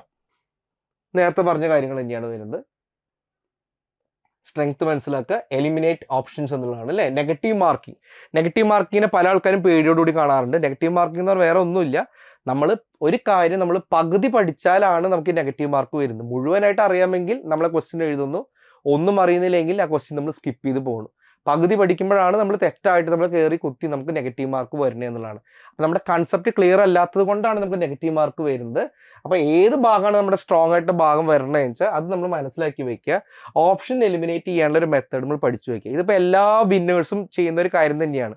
ഇപ്പോൾ ഏതൊരു എക്സാം എടുത്താലും അല്ലെങ്കിൽ ടോപ്പിൽ വരുന്ന ആൾക്കാരോട് ചോദിച്ചാൽ എല്ലാ സബ്ജക്ട്സും അവർ ക്ലിയർ ആയിട്ട് പഠിച്ചിട്ടോ അല്ലെങ്കിൽ എല്ലാ ക്വസ്റ്റിൻ്റെ ഉത്തരം കിട്ടിയിട്ടോ അല്ല അവർ ആൻസർ ചെയ്യുന്നത്. പക്ഷേ ചെയ്ത് അവർക്ക് ചില ക്വസ്റ്റ്യൻസ് കാണുമ്പോൾ തന്നെ അല്ലെങ്കിൽ ചില ഓപ്ഷൻസ് കാണുമ്പോൾ തന്നെ അതിനെ എന്ത് എലിമിനേറ്റ് ചെയ്യാമെന്നും എങ്ങനെ എഴുതാമെന്നുള്ള ഒരു ഐഡിയ അവർക്ക് കിട്ടുന്നതാണ്. അപ്പോൾ അത് നല്ലൊരു ടെക്നിക്കാണ് ഓപ്ഷൻ എലിമിനേഷൻ ടെക്നിക്ക് എന്ന് പറയുന്നത്. ആവശ്യമില്ലാതെ നമ്മൾ ഒരു ചോദ്യത്തിൽ തന്നെ കുറേ നേരം നമ്മൾ കുത്തിയിരുന്ന് നമ്മൾ കളയാതെ നമ്മൾ അറിയുന്ന ചോദ്യങ്ങൾ വേഗം നമ്മൾ ചെയ്തു പോവുക. ഓക്കെ, സ്പീഡ് ആൻഡ് അക്യുറസി ഞാൻ എപ്പോഴും പറയുന്നൊരു കാര്യമാണ്. സ്പീഡാണ് അക്യുറസിയാണ് ഇമ്പോർട്ടൻറ്റ് ചോദിച്ചു കഴിഞ്ഞാൽ ആദ്യം നമ്മൾ അക്യുറസിക്ക് നമ്മൾ ഇമ്പോർട്ടൻസ് കൊടുക്കുക. ഒരു ടോപ്പിക്ക് എടുത്ത് പഠിക്കുക, ആ ടോപ്പിക്ക് കൃത്യമായിട്ട് തെറ്റാതെ ഞാൻ ഉത്തരം കണ്ടെത്താനുള്ള ശ്രമം ഞാൻ നടത്തുക. അവിടെ നമ്മൾ സമയത്തെക്കുറിച്ച് നമ്മൾ ഒരിക്കലും നമ്മൾ ബോധേഡ് ആവരുത്. എന്ന് ഞാൻ കൃത്യമായിട്ട് ടോപ്പിക്കിൽ നിന്നുള്ള ക്വസ്റ്റ്യൻസ് ഞാൻ കൃത്യമായിട്ട് ചെയ്തു പോകുന്നു, അപ്പോൾ മാത്രമേ ഞാൻ എൻ്റെ സ്പീഡിന് അവിടെ ഇമ്പോർട്ടൻസ് കൊടുക്കാൻ പാടുള്ളൂ. ആ സ്പീഡ് എന്ന് പറയുന്നത് എനിക്ക് നോർമലി എന്ത് സ്പീഡാണുള്ളത് അതിന് കൂടുതൽ ഇമ്പോർട്ടൻസ് കൊടുക്കുക. വൺസ് അതിൽ നമ്മൾ സ്റ്റെബിലൈസ് ആയാൽ മാത്രമേ നമ്മുടെ സ്പീഡ് നമുക്ക് ഇൻക്രീസ് ചെയ്ത് ചെറിയ ഘട്ടമായിട്ട് മാത്രം വേറെ ആളുടെ സ്പീഡായിട്ട് ഒരിക്കലും നമ്മൾ കമ്പയർ ചെയ്തുകൊണ്ട് നമ്മുടെ അക്യുറസിയിൽ നമ്മളവിടെ ഒരു കോംപ്രമൈസ് നമ്മൾ ചെയ്യാനായിട്ട് പാടില്ല. അപ്പോൾ അക്യുറസിക്ക് ഫസ്റ്റ് ഇമ്പോർട്ടൻസ്, സെക്കൻഡ് ഇമ്പോർട്ടൻസ് സ്പീഡിന് കൊടുക്കുക. പിന്നെ replicating real exam conditions, simulate the experience എന്ന് പറഞ്ഞു കഴിഞ്ഞാൽ PSC എക്സാംസ് ഒക്കെ എഴുതുന്ന കുട്ടികളെ സ്ഥിരമായിട്ട് പറയുന്ന കാര്യം അവർക്ക് മിക്ക എക്സാംസും വരുന്നത് ഉച്ച തിരിഞ്ഞിട്ടാണ് എക്സാം വരുന്നത്. അപ്പം ഞാൻ അവരോട് പറയും, നിങ്ങൾ മോക്ക് ടെസ്റ്റിൽ എഴുതുമ്പോൾ ആ നേരത്ത് ഇപ്പോൾ 2 മണി തൊട്ട് 3:30 വരെയാണ് നിങ്ങൾ എക്സാം എങ്കിൽ ആ നേരത്തിൽ ഇരുന്ന് നിങ്ങൾ മോക്ക് ടെസ്റ്റ് ചെയ്യുക. അതിൻ്റെ ഗുണം എന്താണെന്ന് വെച്ച് കഴിഞ്ഞാൽ മോർണിംഗ് ടൈമിലൊക്കെ നമ്മൾ എപ്പോഴും ഫ്രഷ് മൈൻഡിലായിട്ട് ഇരിക്കുക. അപ്പോൾ നമുക്ക് ഈസി ആയിട്ട് നമുക്ക് ക്വസ്റ്റ്യൻസ് ഒക്കെ ചെയ്യാൻ പറ്റും. പക്ഷേ ഉച്ച സമയം എന്ന് പറയുമ്പോൾ നമുക്ക് എപ്പോഴും ഒരു ഉറക്കച്ചടവും കാര്യങ്ങളും ഉണ്ടായിരിക്കും. അപ്പോൾ നമുക്ക് നമ്മുടെ ബ്രെയിൻ പ്രോപ്പറായിട്ടുള്ള രീതിയിൽ വർക്ക് ചെയ്യണം നിർബന്ധമില്ല. അപ്പം നിങ്ങൾക്ക് എക്സാം വരുന്ന ടൈം ഏതാണോ ആ ടൈമിൽ കൂടുതൽ പ്രാക്ടീസ് ചെയ്യാനുള്ള ശ്രമം നിങ്ങൾ നടത്തുക. നിങ്ങൾക്ക് പല ഷിഫ്റ്റുകളായിട്ടായിരിക്കും നിങ്ങൾക്ക് എക്സാം വരിക. നിങ്ങൾക്ക് ഹോൾ ടിക്കറ്റ് കിട്ടുമ്പോൾ തന്നെ നിങ്ങൾക്ക് അറിയാനായിട്ട് പറ്റും. അപ്പോൾ നിങ്ങളുടെ എക്സാം ടൈം വരുന്നത് ഏതാണോ ആ ഷിഫ്റ്റ് ഏതാണെന്ന് മനസ്സിലാക്കിക്കൊണ്ട് കുറച്ച് ദിവസങ്ങൾ എക്സാമിൻ്റെ കുറച്ച് ദിവസം മുമ്പായിട്ട് നിങ്ങൾ ആ ഷിഫ്റ്റിൻ്റെ ടൈമിൽ നിന്നുകൊണ്ട് നിങ്ങൾ മോക്ക് ടെസ്റ്റ് ചെയ്ത് കഴിഞ്ഞാൽ തീർച്ചയായിട്ടും അത് ബെനിഫിഷ്യൽ ആയിരിക്കും. ഇത് നേരത്തെ പറഞ്ഞ കാര്യങ്ങൾ തന്നെയാണ്. നമ്മുടെ ഒരു മിസ്റ്റേക്സ് എന്താണെന്ന് കണ്ടെത്തുക, വീക്ക്നെസ്സുകൾ കണ്ടെത്തുക. നമ്മൾ സ്ട്രോങ് ഏരിയനെ നമ്മൾ കൂടുതൽ നമ്മൾ സ്ട്രെങ്തൻ ചെയ്യുക, വീക്ക് ഏരിയാസ് നമ്മൾ പരമാവധി നമ്മൾ കുറച്ച് കൊണ്ടുവരിക എന്നുള്ളതാണ്. ടൈം മാനേജ്മെന്റ്, എങ്ങനെ ടൈം മാനേജ് ചെയ്യാൻ പറ്റും? ഒരുപാട് സമയം നമ്മളിപ്പോൾ ഒരു പ്രോബ്ലം ചെയ്യും, ആ പ്രോബ്ലം ചെയ്ത് കിട്ടി കഴിഞ്ഞാൽ നമ്മൾ വളരെ ഹാപ്പിയായി. പിന്നെ ചിലപ്പോൾ അങ്ങോട്ടും ഇങ്ങോട്ടൊക്കെ തിരിഞ്ഞ് നടന്ന് ഒന്ന് വെള്ളം കുടിക്കാൻ പോകും, അല്ലെങ്കിൽ വേറെ എന്തെങ്കിലും കാര്യമൊക്കെ നോക്കി വന്ന് അവിടെ ചിലപ്പോൾ നമ്മൾ ഒരുപാട് സമയം നമ്മളോട് കളയുന്നുള്ളതാണ്. അത് നമ്മൾ പരമാവധി നമ്മൾ ഒഴിവാക്കുക. നമ്മൾ ഇത്ര ചോദ്യങ്ങൾ ചെയ്തതിന് ശേഷമേ ഞാൻ അടുത്ത ബ്രേക്ക് എടുക്കൂ എന്നുള്ള തീരുമാനം വയ്ക്കുക. ഓരോ ചോദ്യത്തിനും എത്ര ടൈം ഞാൻ എടുക്കണമെന്ന് അറിയാൻ വേണ്ടിയിട്ട് വേണമെങ്കിൽ നിങ്ങൾക്ക് ടൈമേഴ്സിൻ്റെ നിങ്ങൾക്ക് സഹായം നിങ്ങൾക്ക് തേടാനായിട്ട് പറ്റുന്നുണ്ട്. ഓക്കെ, അപ്പോൾ ഓരോ ക്വസ്റ്റിനും എത്ര ടൈം ഞാൻ വയ്ക്കണം, എത്ര സ്പീഡിൽ ഞാൻ ചെയ്യണം എന്നുള്ള ഒരു ഐഡിയ ഉണ്ടാക്കിയിട്ട് വേണം നിങ്ങൾ മോക്ക് ടെസ്റ്റ് നിങ്ങൾ സമീപിക്കാനായിട്ട്. Conquering procrastination, stay focused. Procrastination നമുക്ക് എല്ലാവർക്കും ഉള്ള ഒരു പ്രശ്നമാണ് അല്ലേ. അതായത് എല്ലാ കാര്യങ്ങളും നീട്ടി വയ്ക്കുക എന്നുള്ളതാണ് അല്ലേ. പ്രൊക്രാസ്റ്റ് ചെയ്യുക എന്ന് പറഞ്ഞു കഴിഞ്ഞാൽ നീട്ടി വയ്ക്കുക, നാളെ ചെയ്യാമെന്ന് വിചാരിക്കും. ഇന്ന് ചെയ്യേണ്ട കാര്യം നാളെ ചെയ്യാം. പക്ഷെ അങ്ങനെ ആവരുത്. നാളെ ചെയ്യേണ്ട കാര്യങ്ങൾ നമ്മൾ ഇന്ന് ചെയ്യണം നമ്മളല്ലേ. അപ്പോൾ നമ്മൾ റിയലിസ്റ്റിക് ആയിട്ടുള്ള ഗോൾസ് നമ്മൾ കൊടുക്കുക എന്നുള്ളതാണ്. വലിയ ഗോൾസ് ആകുമ്പോഴാണ് നമുക്ക് എല്ലാം നീട്ടി വെക്കാനുള്ളത് വരുന്നത്. അത് വേണ്ട, സിമ്പിൾ ആയിട്ടുള്ള ഗോൾ വെക്കുക. ഇന്നത്തെ ദിവസം ഞാൻ ഇത്രയും കംപ്ലീറ്റ് ചെയ്യാം, നാളെ ഞാൻ ഇത്രയും കംപ്ലീറ്റ് ചെയ്യാം, മറ്റന്നാൾ ഞാൻ ഇത്രയും കംപ്ലീറ്റ് ചെയ്യാം. അപ്പോൾ അച്ചീവ് ചെയ്യാൻ പറ്റും എന്നുള്ളൊരു കോൺഫിഡൻസ് വന്നാൽ തന്നെ നമ്മൾ പ്രൊക്രാസ്റ്റിനേഷൻ നമുക്ക് പരമാവധി നമുക്ക് ഒഴിവാക്കാനായിട്ട് പറ്റും. അപ്പോൾ അതാണ് അവർ പറയുന്നത്, നമ്മുടെ ടാസ്കുകളൊക്കെ നമ്മളൊന്ന് ബ്രേക്ക് ഡൗൺ ചെയ്യാം, മാനേജബിൾ ആയിട്ടുള്ള രീതിയിൽ ചെറിയ ടാസ്കുകളായിട്ട് നമ്മളിത് കൊണ്ടുവരിക എന്നാണ് പറയുന്നത്. സെറ്റ് ഡെഡ് ലൈൻസ്, റിയലിസ്റ്റിക് ആയിട്ടുള്ള ഡെഡ് ലൈൻസ് വയ്ക്കുക. നമ്മൾ ഒരിക്കലും പറ്റാത്ത കാര്യങ്ങൾ നമ്മൾ ഏറ്റെടുത്ത് ചെയ്തില്ലെങ്കിൽ ഭയങ്കര നെഗറ്റീവ് എനർജി ആയിരിക്കും. അത് വേണ്ട, നമ്മൾ റിയലിസ്റ്റിക് ആയിട്ടുള്ള ഡെഡ് ലൈൻസ് വയ്ക്കുക. നമ്മൾ അപ്പോൾ കുറേയൊക്കെ നമുക്ക് നീട്ടി വെക്കൽ നമുക്ക് അവോയ്ഡ് ചെയ്യാൻ പറ്റും. പിന്നെ ഈ പറഞ്ഞ പോലെ റിവാർഡ് യുവർ സെൽഫ്. നിങ്ങൾ ചെയ്യുന്ന കാര്യങ്ങൾ ചെറിയ ചെറിയ കാര്യങ്ങളാണെങ്കിൽ പോലും അത് നിങ്ങൾ കറക്റ്റ് ടൈമിൽ നിങ്ങൾ അച്ചീവ് ചെയ്ത് കഴിഞ്ഞാൽ എന്തെങ്കിലും ചെറിയ ചെറിയ റിവാർഡ്സ് നിങ്ങൾക്ക് തന്നെ, അത് നിങ്ങൾക്ക് ചിന്തിക്കാവുന്ന കാര്യമുള്ളൂ, നിങ്ങൾക്ക് തന്നെ സ്വയം കൊടുക്കുന്ന രീതി. അങ്ങനെ ആകുമ്പോൾ നമുക്ക് അടുത്തൊരു ടാസ്ക് നമുക്ക് ചെയ്യാനായിട്ട് നമുക്ക് കുറച്ചും കൂടെ നമുക്കൊരു എഫേർട്ട് ഇടാനായിട്ട് കുറച്ചും കൂടെ ഒരു താല്പര്യം ഉണ്ടായി. Stay motivated and don't give up എന്നുള്ളതാണ്. Celebrate progress. ഓക്കെ, നിങ്ങൾക്ക് ചെറിയ ചെറിയ നേട്ടങ്ങൾ ഉണ്ടായില്ല. ഇപ്പം നിങ്ങൾ വിചാരിക്കും ഞാൻ പ്രിലിംസൊക്കെ ഞാൻ കടക്കുന്നുണ്ട്, പക്ഷെ എനിക്ക് മെയിൻ എക്സാംസ് എനിക്ക് ക്ലിയർ ചെയ്യാൻ പറ്റുന്നില്ല. അപ്പം നിങ്ങൾ ചിന്തിക്കുക, നിങ്ങളപ്പോൾ നിരാശപ്പെടേണ്ട കാര്യമില്ല. നിങ്ങൾ ചിന്തിക്കേണ്ട കാര്യം എന്താ വെച്ചാൽ പ്രിലിംസ് പോലും കടക്കാൻ പറ്റാത്ത ഒരുപാട് ആൾക്കാരുണ്ടെന്നുള്ളതാണ്. അപ്പോൾ പ്രിലിംസ് കടക്കേണ്ട ലെവലിലേക്ക് നിങ്ങൾ എത്തിക്കഴിഞ്ഞു, ആ സ്റ്റേജ് നിങ്ങൾ തരണം ചെയ്തു. ഇനി മെയിൻസ് ലെവലിലേക്ക് നിങ്ങൾ എത്തുക, നിങ്ങൾ പ്രാക്ടീസ് ചെയ്യുക എന്നുള്ളതാണ്. അപ്പോൾ അതും ഒരു നേട്ടം തന്നെയാണ് അല്ലേ, പ്രിലിംസ് കടന്നു എന്ന് പറയുന്നത്. അപ്പോൾ നിങ്ങളുടെ ചെറിയ ചെറിയ പ്രോഗ്രസ് ആണെങ്കിലും പോലും നിങ്ങളത് എൻജോയ് ചെയ്യുക, കണക്ട് വിത്ത് അതേഴ്സ് എന്നുള്ളതാണ്. അത് നിങ്ങൾ എപ്പോഴും നിങ്ങളിൽ മാത്രം ഒതുങ്ങി കൂടാതെ നിങ്ങൾ മറ്റുള്ള ആൾക്കാരുമായിട്ട് ഷെയർ ചെയ്യും. ഇപ്പോൾ ഒരുപാട് എക്സാംസ് ഒക്കെ എഴുതാൻ പോകുമ്പോൾ കുട്ടികളെയൊക്കെ നമ്മൾ കാണാറുണ്ട്, മറ്റ് മത്സരാർത്ഥികൾ കാണുമ്പോൾ അവരുടെ എക്സ്പീരിയൻസുകൾ ഷെയർ ചെയ്യുമ്പോൾ എനിക്ക് എൻ്റെ ഭാഗത്തുള്ള കുറേ തെറ്റുകൾ എനിക്ക് മനസ്സിലാവാറുണ്ട്. അടുത്ത എക്സാമിന് ഞാനത് തിരുത്തി ചെയ്യാറുണ്ട്. അത് എങ്ങനെയാണ് നമുക്ക് ഐഡിയ കിട്ടുന്നത്? നമ്മളെപ്പോലെ ചിന്തിക്കുന്ന, നമ്മളെപ്പോലെ പ്രവർത്തിക്കുന്ന ഒരുപാട് ആൾക്കാരായിട്ട് നമ്മൾ കണക്ട് ചെയ്യുക. അപ്പം അന്നെന്ന് പറഞ്ഞാൽ എൻ്റെ കാലത്ത് ഫോൺ യൂസ് ചെയ്യൽ വളരെ കുറവായിരുന്നു. പക്ഷെ ഇന്ന് പറഞ്ഞാൽ നമുക്ക് ഫോണിലൂടെയും മെസ്സേജിലൂടെയൊക്കെ നമുക്ക് ഒരുപാട് ഈസി ആയിട്ട് നമുക്ക് കണക്ട് ചെയ്യാനായിട്ട് പറ്റും. അപ്പം എല്ലാത്തിനും അതിൻ്റെ നല്ല വശമുണ്ട് മോശം വശമുണ്ടെന്ന് പറഞ്ഞ പോലെ നമ്മുടെ ഈ ടെക്നോളജിയും ഈ സ്മാർട്ട് ഫോൺസൊക്കെ നമ്മുടെ നല്ല വശത്തിന് വേണ്ടിയിട്ട് നമ്മൾ യൂസ് ചെയ്യാനായിട്ട് ശ്രമിക്കുക. നമ്മൾ exam day strategies, calm and conquer. ഞാൻ പല കുട്ടികളെയും കാണാറുണ്ട്, എക്സാം ഡേയുടെ ഏതെങ്കിലും ഒരു തടിയും ബുക്കും കൊണ്ടുവന്നിട്ട് അവർ എക്സാമിൻ്റെ അവസാന നിമിഷം വരെ കുത്തി ഇങ്ങനെ പഠിക്കണം കാണാറുണ്ട്. അതിൻ്റെ ആവശ്യമില്ല. തലേ ദിവസം നിങ്ങൾ എന്ത് പഠിച്ചു കഴിഞ്ഞോ അത് തന്നെയാണ് പിന്നെ നിങ്ങൾ പിറ്റേ ദിവസം, അതായത് എക്സാമിൻ്റെ അന്ന് നിങ്ങൾ എക്സ്ട്രാ ഒരു കാര്യം പഠിക്കേണ്ട കാര്യമില്ല, ഒരു എക്സ്ട്രാ മാർക്കും വരാൻ പോകുന്നില്ല. തലേ ദിവസം വരെ നിങ്ങൾ പഠിച്ചു കഴിയാത്ത ഒരു കാര്യം നിങ്ങൾ അടുത്ത ദിവസം നിങ്ങൾ വയ്ക്കേണ്ട കാര്യമില്ല. എക്സാം ഡേ എന്ന് പറയുന്നത് നമ്മൾ റിലാക്സ് ചെയ്യേണ്ട ഒരു ദിവസമാണ്. നിങ്ങളുടെ മോർണിംഗ്, നിങ്ങളുടെ തലേ ദിവസം നിങ്ങൾ രാത്രി കിടന്ന് ഉറങ്ങുന്നത് തന്നെ കറക്റ്റ് ടൈമിൽ നിങ്ങൾ ഉറങ്ങുക, നിങ്ങൾ നേരത്തെ എണീക്കുക, നിങ്ങളുടെ പ്രഭാത കർമ്മങ്ങളൊക്കെ കൃത്യമായിട്ട് രീതിയിൽ നിങ്ങൾ ചെയ്യുക. എല്ലാത്തിനും അതിൻ്റേതായിട്ടുള്ളൊരു പേസിൽ ചെയ്തുകൊണ്ട് നിങ്ങളെ തന്നെ എപ്പോഴും ഒരു കംഫർട്ടാക്കി വെക്കുക.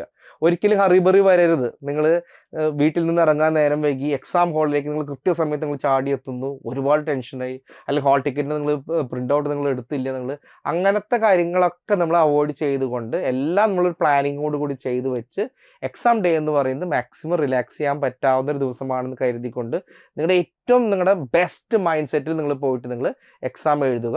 നിങ്ങൾ ചിന്തിക്കേണ്ട ഒരു കാര്യം എന്താണെന്ന് വെച്ചാൽ എല്ലാ ക്വസ്റ്റ്യൻസും കിട്ടാൻ വേണ്ടിയിട്ടല്ല അവരത് ഇടുന്നത്. നമുക്കറിയാം കട്ട് ഓഫ് എന്ന് പറയുന്നത് മെയിൻസിൻ്റെ കട്ട് ഓഫ് ഒക്കെ വളരെ കുറവാണ് വരുന്നത്.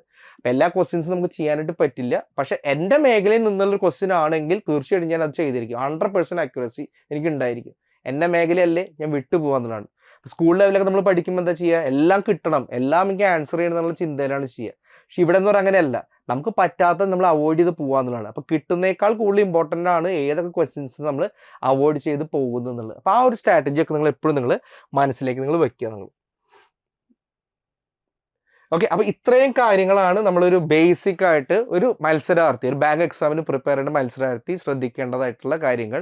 ഞാൻ ഈ പറഞ്ഞ കാര്യങ്ങളിൽ നിന്ന് ഒരുപാട് യൂസ്ഫുൾ ആയിട്ടുള്ള കാര്യങ്ങൾ നിങ്ങൾക്ക് മനസ്സിലായി എന്ന് കരുതുന്നു. നിങ്ങൾക്ക് എന്തെങ്കിലും ഡൗട്ട്സോ എന്തെങ്കിലും ക്വയറീസോ ഉണ്ടെങ്കിൽ നിങ്ങൾക്ക് താഴെ കാണുന്ന കമൻറ്റ് ബോക്സിൽ നിങ്ങൾക്ക് മെസ്സേജ് അയക്കാം. അല്ലെങ്കിൽ നമ്മുടെ എൻട്രി ടീമിനെ നിങ്ങൾക്ക് നേരിട്ട് കോൺടാക്ട് ചെയ്യാവുന്നതാണ്. കോൺടാക്ട് ചെയ്യാനുള്ള ഒരു നമ്പർ ഇവിടെ തന്നിട്ടുണ്ട്, 7736122215, 7736122215. ഓക്കെ, അപ്പോൾ ഇന്നത്തെ സെഷൻ നിങ്ങൾക്ക് ആസ് യൂഷ്വൽ നിങ്ങൾക്ക് വളരെ യൂസ്ഫുൾ ആണെന്ന് കരുതുന്നു. മറ്റൊരു സെഷനുമായിട്ട് നമുക്ക് ഉടനെ കാണാം. Thank you.